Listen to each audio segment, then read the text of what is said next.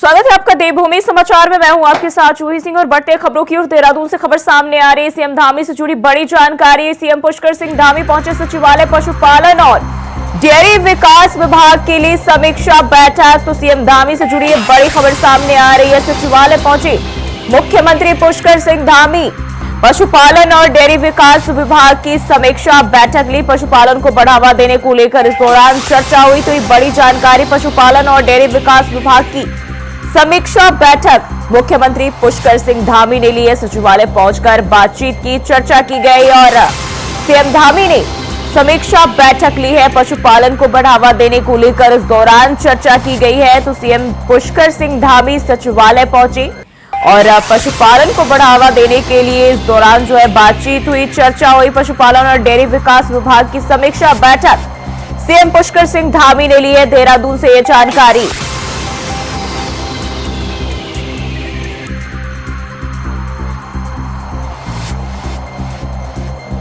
तो सीएम पुष्कर सिंह धामी सचिवालय पहुंचे और वहां अधिकारियों के साथ समीक्षा बैठक ली और पशुपालन और डेयरी विकास विभाग की समीक्षा बैठक मुख्यमंत्री पुष्कर सिंह धामी ने ली है।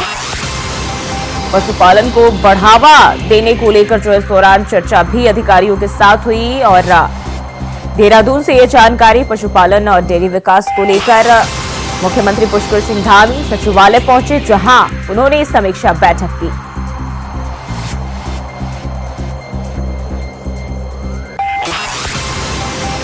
देहरादून से ये जानकारी। सीएम पुष्कर सिंह धामी सचिवालय पहुंचे और यहां बैठक की, समीक्षा बैठक की। और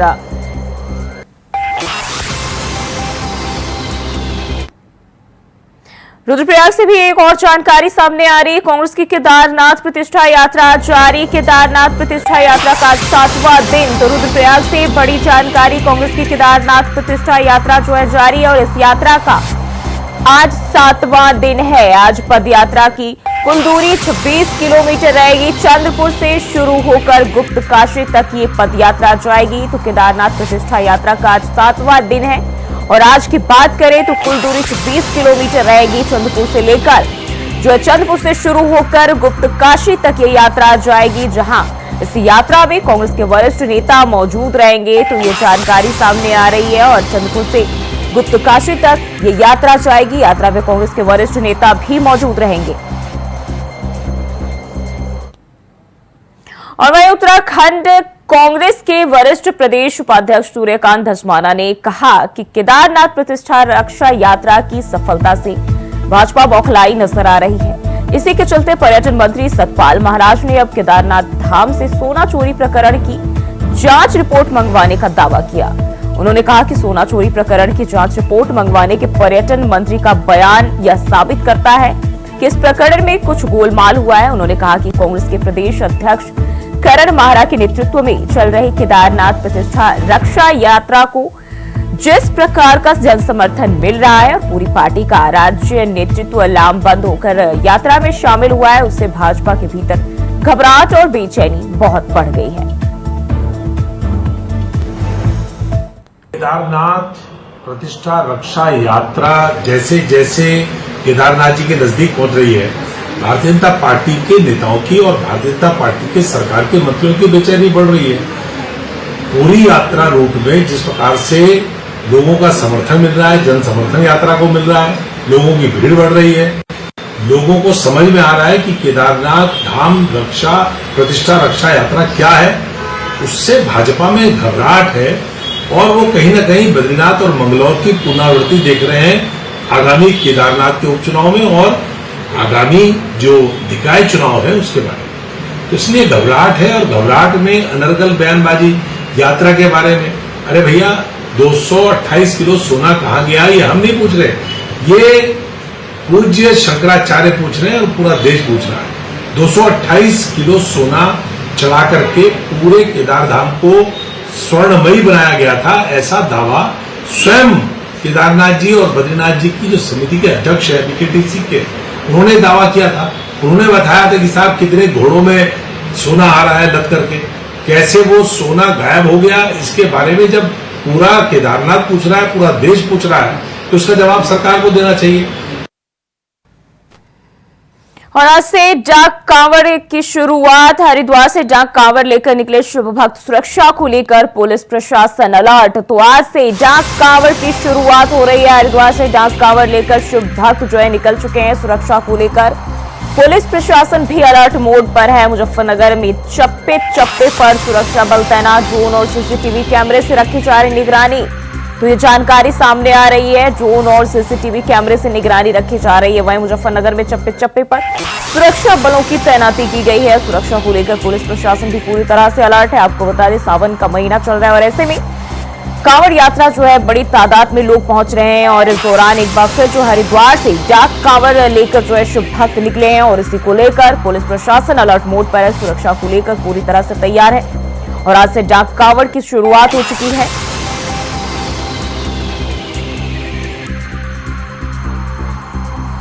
हरिद्वार से ये जानकारी। डाक कांवड़ की शुरुआत आज से और हरिद्वार से डाक कांवड़ लेकर शुभ भक्त जो है निकल चुके हैं।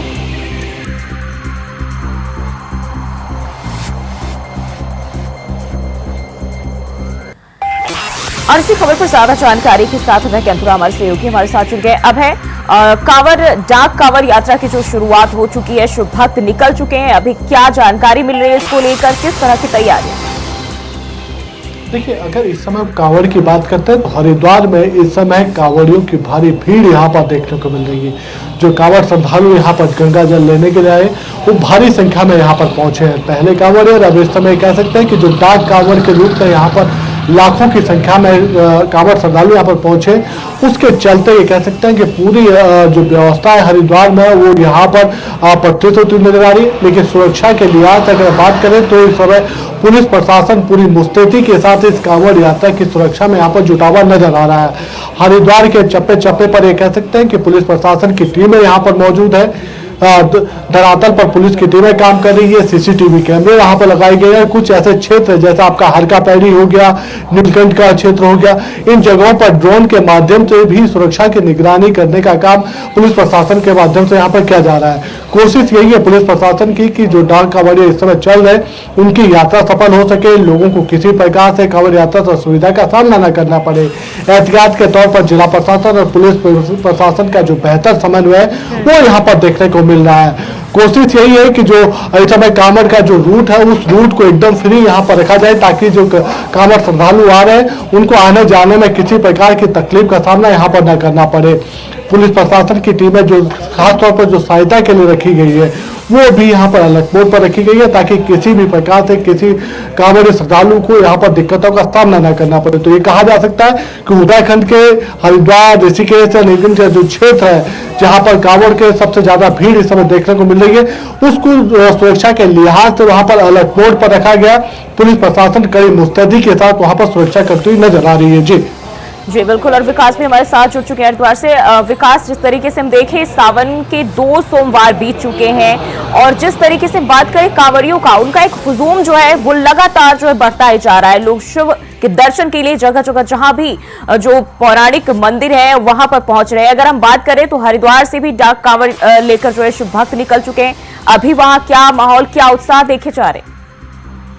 देखिए, अगर हम हरिद्वार की बात करें तो बिल्कुल हरिद्वार में इस समय हर तरफ जिस तरह से डाक कांवड़ की जिस तरह गाड़ियां खड़ी हैं और हाईवे पर बात करें तो हाईवे पर जो डाक कांवड़ मोटरसाइकिल है वो यहाँ पर इस तरह दौड़ रही है हर तरफ। और चालू है हरिद्वार लगभग आज और कल यहाँ से हरिद्वार से यहाँ पे लगातार निकल रहे हैं। तो कह सकते हैं बिल्कुल जो अंतिम चरण का जो कांवड़ का मेला है यहाँ पर इस समय चल रहा है और लाखों की संख्या में यहाँ पर लोग इस समय यहाँ हरिद्वार में मौजूद हैं जो डाक कांवड़ लेकर हरिद्वार से यहाँ पर रवाना यहाँ हो रहे हैं।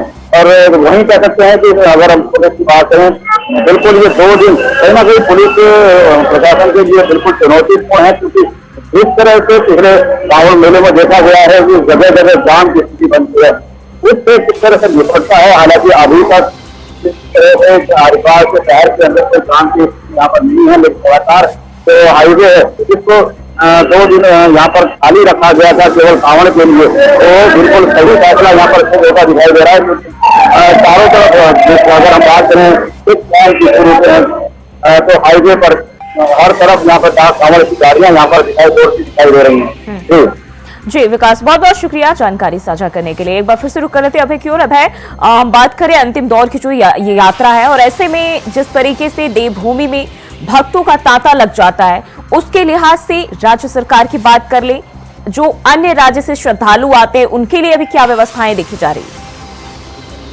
देखिए, सबसे बड़ी बात यह है कि डाक कांवड़ के इस अंतिम समय को लेकर अगर हम बात करते हैं तो अगले 2 दिन उत्तराखंड के लिए काफी महत्वपूर्ण होने वाले हैं, क्योंकि इस दौरान जो लाखों की संख्या में डाक कांवड़ यहाँ पर पहुंचे, उनकी यात्रा सफल हो सके। जिस प्रकार से इस समय ये कह सकते हैं कि हरिद्वार या योगनगरी ऋषिकेश में इस समय कांवड़ियों की भीड़ देखने को मिल रही है, तो ऐसे में किसी भी प्रकार से कोई अव्यवस्था वहां पर ना फैले, इस डाक कांवड़ के चलते कुछ जो यात्रा है वो अव्यवस्थित तरीके से वहां पर ना रहे, उसको लेकर खासा पुलिस प्रशासन अपना प्रबंध यहाँ पर करे हुए है।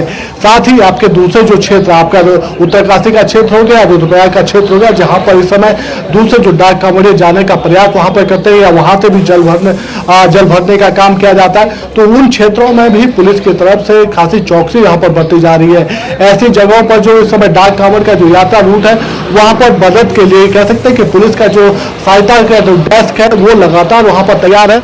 हर रूट की उनके पूरी जानकारी वहां पर दी जा रही है ताकि उनकी यात्राएं सफल हो सके। तो अगले 2 दिन ये कह सकते हैं कि उत्तराखंड के लिए भी बड़े महत्वपूर्ण है और इस कांवड़ यात्रा के लिए भी बड़े महत्वपूर्ण यहाँ पर कहे जा सकते हैं, क्योंकि जैसे ही 2 तारीख को सोमवार का दिन होगा तो ऐसा समझा जा सकता है कि फिर यहाँ पर अगले जो सोमवार का जो दिन होगा उसमें उत्तराखंड में जो शिवालय होंगे, उन शिवालयों में भी भारी सुरक्षा देखने को मिलेगी। बिल्कुल, नरेंद्र से हमारे साथ जुड़े हुए हैं, उनसे भी जानकारी ले लेते हैं। नरेंद्र, जिस तरीके से हम देखें डाक कांवड़ यात्रा जो है आज हरिद्वार से निकली है, साथ ही साथ अन्य जगहों की बात करें, पुलिस प्रशासन की क्या व्यवस्थाएं देखी जा रही है, क्योंकि जगह जगह जो है जिस तरीके से हादसा भी, आपदा भी इस दौरान होती है, इसको लेकर क्या तैयारियां? मैडम, मैं आपको बताता हूँ, आज सुबह से ही डाक कांवड़ रोड पे सबसे अधिक मात्रा में चल रही है और सुरक्षा की व्यवस्था देखे तो नाथन बॉर्डर से लेकर रुड़की मंगलोर चप्पे चप्पे पर पुलिस तैनात खड़ी है, कुछ घटना ना हो। जी बिल्कुल नरेंद्र, बने रहिए हमारे साथ, आगे भी आपका रुख करेंगे। तो मुजफ्फरनगर में लगातार जो है देख सकते हैं जिस तरीके सुरक्षा बलों की भी तैनाती और ड्रोन्स और सीसीटीवी कैमरे से भी निगरानी जो है वो रखी जा रही कांवड़ यात्रा को लेकर, डाक कांवड़ यात्रा को लेकर। तो पुलिस और प्रशासन जो है लगातार सुरक्षा को लेकर अलर्ट मोड पर है और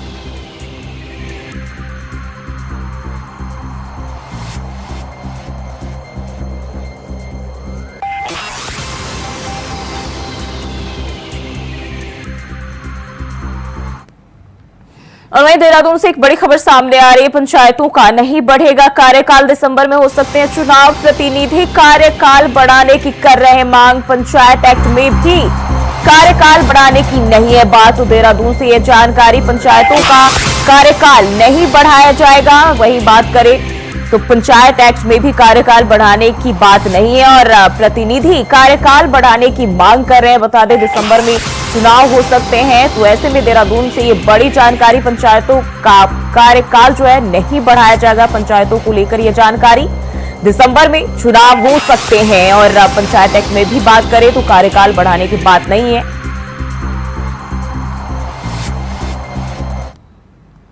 और वहीं देहरादून से बड़ी जानकारी सामने आ रही, मौसम विभाग ने बारिश का ऑरेंज अलर्ट किया जारी, जिला प्रशासन को एहतियात बरतने के निर्देश। देहरादून, टिहरी, पौड़ी के लिए आदेश जारी, चंपावत, नैनीताल और हरिद्वार के लिए भी आदेश जारी किए गए। 31 जुलाई से 1 अगस्त तक अलर्ट रहने के आदेश जारी किए गए हैं। तो देहरादून से यह जानकारी, बारिश को लेकर जिला प्रशासन को एहतियात बरतने के निर्देश दिए गए हैं और देहरादून, पौड़ी, चंपावत, नैनीताल, टिहरी, इन जगहों के लिए आदेश जो है वो जारी किए गए हैं।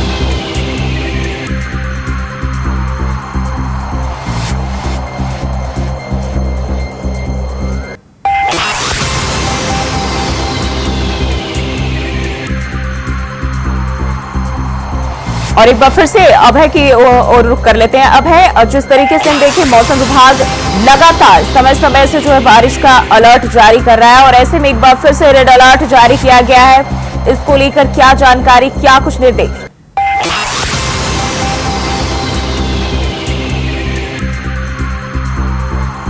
का रेड अलर्ट जारी किया है। जिन जगहों पर रेड अलर्ट जारी किया गया उन जगहों पर जिला प्रशासन ने एहतियात की तरफ से जो नगरीय क्षेत्र या जो ऐसे संभावित क्षेत्र है जहां पर आपदा की दृष्टि से कोई अप्रिय घटना वहां पर घट सकती है, तो ऐसे क्षेत्रों पर स्कूलों को बंद रखने का काम यहां पर प्रशासन की तरफ से किया गया ताकि सुरक्षा में किसी भी प्रकार की कोई या फिर इस तरह की सुरक्षा का अभाव वहां पर न रहे।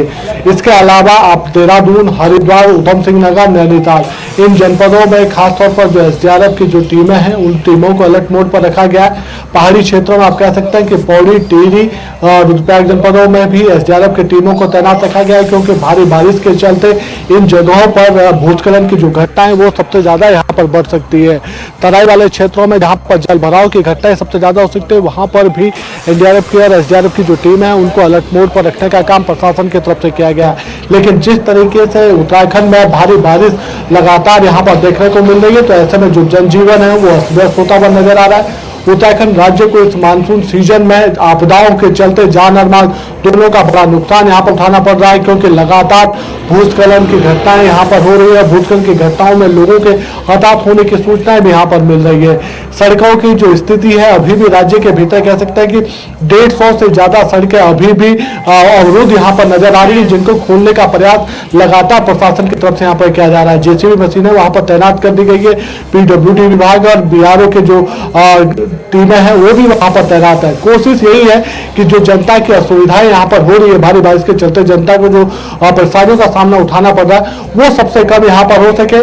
कहीं अगर कोई घटना घटती है आपदा के दौरान तो जो रिस्पांस जो राहत का जो रिस्पांस जो टाइम है वो कम समय में वहां पर हो सके उसके लिए प्रशासन यहाँ पर अलर्ट मोड पर नजर आ रहा है। और लगातार स्वयं मुख्यमंत्री पुष्कर सिंह धामी भी मॉनिटरिंग कर रहे हैं। मुख्य सचिव स्तर पर भी लगातार आपदाओं की या फिर बारिश के जो मौसम का जो अलर्ट है उन सब चीजों की मॉनिटरिंग यहाँ पर की जा रही है ताकि किसी भी प्रकार से जनता को असुविधा का सामना न करना पड़े। जी बिल्कुल। और अमित चौधरी हल्द्वानी से हमारे साथ जुड़े हुए हैं। अमित, जिस तरीके से हम देखें लगातार जो आपदा उत्तराखंड में मानसून के दौरान देखी जाती है और ये कम होने का नाम नहीं लेती है, कहीं भूस्खलन होते हैं, सड़कें बाधित होती है, प्रशासन के लिए कितना चुनौतीपूर्ण हो जाता है इन सब का निपटारा करना, इन सब को झेलना, क्योंकि आम जनता इसमें काफी पिस जाती है। देखिए बात की जाए तो मौसम विभाग की तरफ से अब कुमाऊं मंडल में हुआ फिर से यहाँ पर भारी बारिश का अलर्ट जारी किया गया और उसके मद्देनजर जो पहाड़ी इलाके हैं कुमाऊं मंडल के अंतर्गत पिथौरागढ़ जिले की बात की जाए, अल्मोड़ा जिले की बात की जाए, बागेश्वर की बात की जाए या नैनीताल जिले की बात की जाए, यहाँ पर अभी जो मौसम है वो बारिश का बना हुआ है और अभी कुछ देर पहले तक भारी वर्षा यहाँ पर हो रही थी लेकिन अभी कुछ देर मौसम बारिश का कुछ जो यहाँ पर दौर है वो कुछ थमा जरूर है लेकिन मौसम को देखते हुए लगता नहीं कि मौसम अभी इतनी साफ होने जा रहा है। और अभी क्योंकि नैनीताल जिले में अलर्ट जारी किया गया था मौसम विभाग की तरफ से तो यहाँ पर सभी स्कूलों में छुट्टी भी कर दी गई थी आज के दिन। और अगर बात की जाए तो प्रशासन को अलर्ट के दौरान यहाँ पर जो उनकी तैयारियां थी, हालांकि मौसम विभाग की तरफ से जब अलर्ट जारी किया जाता है प्रशासन पूरा अलर्ट नजर आता है लेकिन लगातार यहाँ पर जो दिक्कतें होती है खासकर पहाड़ी इलाकों में जो रोड यहाँ पर बाधित होती है उन पे कहीं ना कहीं वहाँ पर तत्काल कार्रवाई करते हुए प्रशासन हालांकि दूर नजर आता है लेकिन वैकल्पिक यहाँ पर जो व्यवस्था की जाती है वो बारिश के चलते खराब हो जाती है जिसके चलते यहाँ पर जो राहगीर है वो दिक्कत में आते हैं। हालांकि प्रशासन की तरफ से कोशिश की जा रही है। अभी भी अगर मैं आपको बता दूं तो नैनीताल जिले की कई सड़कें ऐसी हैं जो अभी बाधित है बारिश के चलते और अभी आज सुबह ही बारिश के चलते यहाँ पर कॉलोनी और रामनगर मार्ग में भी यहाँ पर कुछ यहाँ पर रोड टूटने के कारण मार्ग बाधित हुआ तो वहाँ पर प्रशासन की तरफ से JCB मशीन पहुंचा दी गई है, लगातार कार्य चल रहा है और नैनीताल जिले में भी लगातार जो रोड है वहाँ पर लगातार कार्य चल रहा है। प्रशासन की कोशिश यही है कि लगातार लोगों को दिक्कत ना हो, परेशानी ना हो और अलर्ट जैसे जैसे जारी होता है तो उस हिसाब से यहाँ पर प्रशासन एहतियात बरतने की बात करता है। खासकर नदी और नालों के किनारे जो लोग रह रहे हैं उनको लगातार यहाँ पर अलर्ट में रहने के लिए कहा जाता है और जो बड़े नाले हैं प्रशासन की तरफ से जब बारिश रुकती है तो वहाँ पर लगातार सफाई का काम लगातार जारी रहता है और कई जगह ऐसी है यहाँ पर जो नाले उफान पे थे और उसका प्रशासन के द्वारा कार्रवाई की गई तो उनका जो जलस्तर है वो अभी बारिश में उतना नहीं बढ़ा है क्योंकि पहले की बारिश में लगातार उन नालों में जो है वो जानलेवा यहाँ पर बन जाते थे, कई लोगों की बैठने की घटना भी आई थी। अभी की अगर बात करें तो इस बार पिछले 3-4 दिन से यहाँ पर अलर्ट जारी किया है उसके बाद से प्रशासन बेहद अलर्ट नजर आ रहा है और कार्रवाई यहाँ पर लगातार की जा रही है। बिल्कुल अमित, बहुत बहुत शुक्रिया जानकारी साझा करने के लिए। भाई आपका भी बहुत बहुत शुक्रिया। और वहीं देहरादून से जानकारी सामने आ रही, आज स्कूल रहेंगे बंद, आदेश हुए जारी। कक्षा 1 से 12 तक के सभी स्कूल बंद रहेंगे। भारी बारिश के चलते जिला प्रशासन ने लिया फैसला। तो देहरादून से ये जानकारी स्कूल को लेकर आज जो आदेश जारी किए गए हैं। कक्षा 1 से 12वीं तक के सभी स्कूल बंद रहेंगे। नगर मजिस्ट्रेट ने छुट्टी के आदेश जारी कर दिए। तो जिला प्रशासन ने बारिश को लेकर यह फैसला किया है। डीएम के दिशा निर्देश पर जारी किया आदेश। मौसम विभाग ने बारिश का रेड अलर्ट किया जारी। तो भारी बारिश के चलते जिला प्रशासन का यह फैसला। नगर मजिस्ट्रेट ने छुट्टी के आदेश जो है वो जारी कर दिया है। मौसम विभाग ने बारिश का रेड अलर्ट जारी किया और इसी को देखते हुए जो है बच्चों के लिए एहतियात बरतते हुए स्कूल बंद रहने के निर्देश आदेश जो है वो जारी कर दिए गए हैं।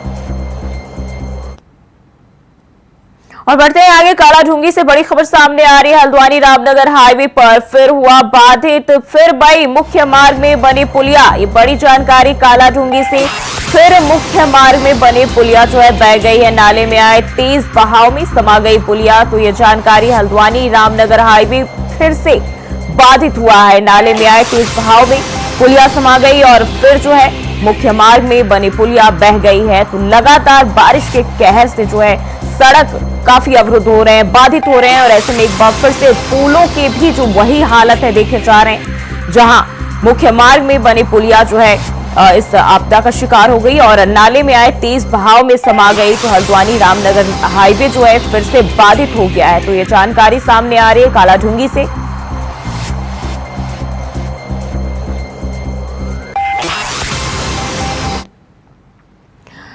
और वहीं उत्तराखंड में धामी सरकार आगामी सत्र से कल्चरल ऑफ हिंदू स्टडीज पढ़ाने जा रही है, जिसको लेकर पूर्व मुख्यमंत्री हरीश रावत ने भी धामी सरकार की तारीफ की। तारीफ करते हुए पूर्व मुख्यमंत्री हरीश रावत ने कहा कि पहली बार किसी सकारात्मक दिशा में सरकार आगे बढ़ रही है और ऐसा करना भी जरूरी है। लेकिन सरकार को उनकी तरफ से एक सुझाव है कि इसे हिंदू स्टडीज नहीं बल्कि सनातन स्टडीज के नाम से बोला जाए, क्योंकि जब यह धरातल पर उतरेगी तो इसमें प्रसिद्ध लेखक राहुल सांकृत्यायन और पंडित जवाहरलाल नेहरू की पुस्तक जरूर पढ़ाई जाएगी। पूर्व मुख्यमंत्री हरीश रावत ने कहा कि उनके द्वारा जो गढ़वाल और कुमाऊं की बोली भाषा का विभाग शुरू किया गया था वह बंद होने के कगार पर है, उसे भी सरकार को देखना चाहिए। कि जब ये सनातन स्टडी सेंटर होना चाहिए, सनातन धर्म का स्टडी सेंटर होना चाहता।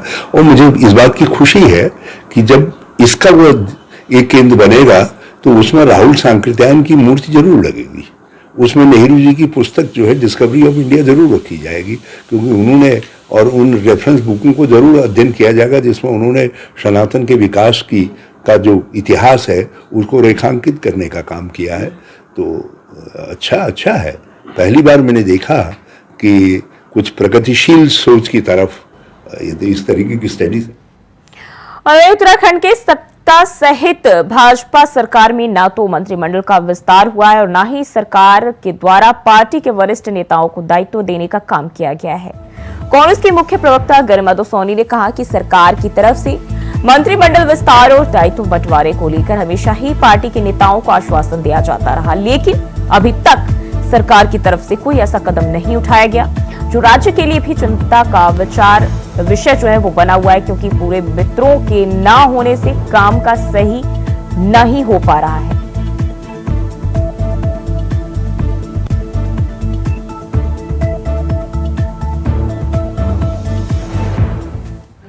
मात्र झुंझुना दिखाई पड़ता है। जिस तरह से दायित्वधारियों को बार बार गाजर लटकाई जा रही थी कि दायित्व मिलने वाले हैं, दायित्व मिलने वाले हैं। भेड़िया आया की कहावत को चरितार्थ इस बार फिर मुख्यमंत्री जी कर रहे हैं। उनका कोई इरादा नहीं है मंत्रिमंडल विस्तार का, क्योंकि उनकी खुद की कुर्सी खुद खतरे में पड़ी हुई है। उनके खुद के बदले जाने की जो अफवाहें हैं वो अपने चरम पर हैं। ऐसे में एकला चलो की राह पर मुख्यमंत्री जी चल रहे हैं। जो मंत्रिमंडल के उनके बाकी के सदस्य हैं जो ऑलरेडी मंत्री बन चुके हैं, वो कौन सा अपना विभाग अच्छे से चला रहे हैं। भ्रष्टाचार से व्याप्त है हर विभाग और हर मंत्री जो है पूरी तरह से निष्क्रिय बना हुआ है। ऐसे में आप देखिए कि नए मंत्री अगर ये दे भी देते हैं तो उत्तराखंड को क्या लाभ होगा, और अगर नहीं देते हैं तो उत्तराखंड का क्या नुकसान होगा। मात्र झुंझुना दिखाई पड़ता है। जिस तरह से दायित्वधारियों को बार बार गाजर लटकाई जा रही थी कि दायित्व मिलने वाले हैं, दायित्व मिलने वाले हैं। भेड़िया और वहीं देहरादून में स्मार्ट सिटी के कार्यों को लेकर विपक्ष हमेशा ही आक्रामक रुख अपनाती आई है, लेकिन अब सत्ता पक्ष भी की तरफ से जो है इस विषय पर विपक्ष के आरोपों पर पलटवार किया जा रहा है। भाजपा नेत्री ने कहा कि चुनाव आते ही विपक्ष को ऐसे मुद्दे याद आते हैं, जबकि जनता विपक्ष को नकार चुकी है। भाजपा नेत्री ने कहा कि विपक्ष मुद्दा विहीन हो चुकी है और इसलिए जनता को ऐसे मुद्दों पर गुमराह करने का काम कर रही है।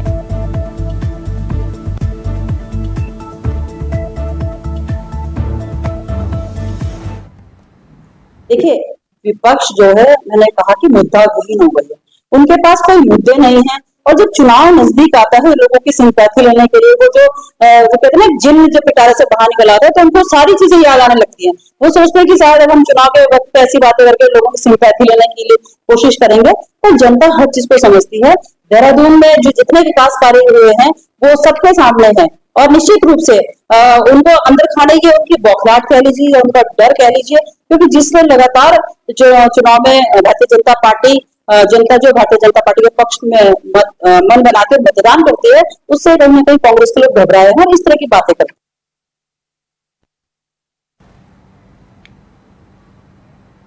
और देवभूमि समाचार में फिलहाल के लिए बस इतना ही। खबरों के लिए बने रहे इंडिया वॉइस के साथ।